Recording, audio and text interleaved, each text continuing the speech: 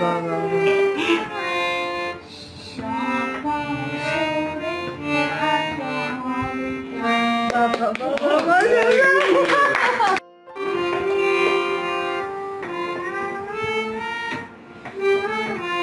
মাশাআল্লাহ।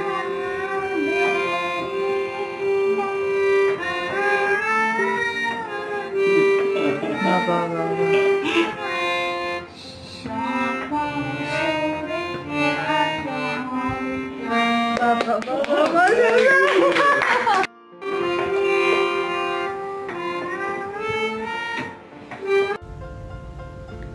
তো আমি আসলে কথার পরিপ্রেক্ষিতে হয় না যে খুব অল্প বয়সে বিয়ে করেছি, অল্প বয়সে বাচ্চা নিয়েছি, হয়তো এই সিদ্ধান্তগুলো একটু ভুল থাকলেও থাকতে পারে বা ভুল ছিল, কিন্তু স্পেসিফিক আমার সন্তানের জন্য আমার কখনোই কোনো ভুল নেই।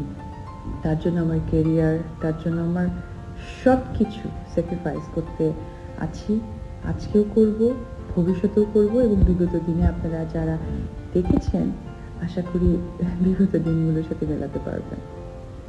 আমার ভীষণ কষ্ট লাগছে যে সবাই আপনারা আমার অনেক কাছের মানুষ, আমার থেকেও বেশি ভালোবাসেন আমার সন্তানকে। তো সেইখানে আপনাদের স্পেসিফিক আমার ইমোশনটা না বুঝে, আমার কথাটা না বুঝে এইভাবে আসলে না লিখলেও হতো। ঠিক আছে, আমি মনে করি আমার সম্পূর্ণ প্রফেশনের পেছনে আপনাদেরও অনেক সাপোর্ট আছে। হয়তো আপনাদের কোথাও মনে হয়েছে যে লিখেছেন, কিন্তু সত্যি আমি জানি আমার সন্তান আপনাদের কারণেই আজকে সবার কাছে এত প্রিয়, এত ভালোবাসার।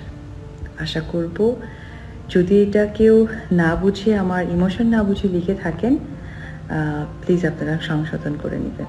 আমি আসলে কথাটা এভাবে বলিনি, আমি কখনো এভাবে ভিডিও বাইট দেই না, কিন্তু আমার কাছে মনে হয়েছে যেহেতু আমার পৃথিবী, আমার সব কিছুর ঊর্ধ্বে আমার সন্তান, আসলে আমি হয়তো বোঝাতে পারিনি, বা আমার বোঝাটা অন্যভাবে আপনাদের কাছে গিয়েছে বিধায় আপনারা লিখেছেন।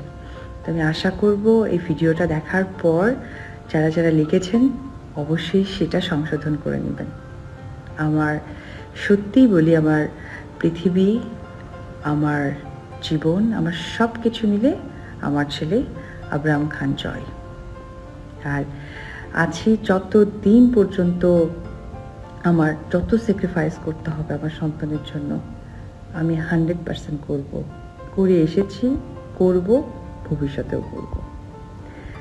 সবাই আমার এবং আমার সন্তানের জন্য অনেক অনেক দোয়া আশীর্বাদ রাখবেন। এপার বাংলা বাংলা যারাই হয়তোবা আমার ইমোশনটা না বুঝে লিখেছেন, তাদের কাছে অনুরোধ করব প্লিজ আমার ইমোশনটা বুঝে সুন্দর করে আপনারা নিউজটা করুন, কারণ আমি আসলে এভাবে কখনোই বলিনি। এই আর কি।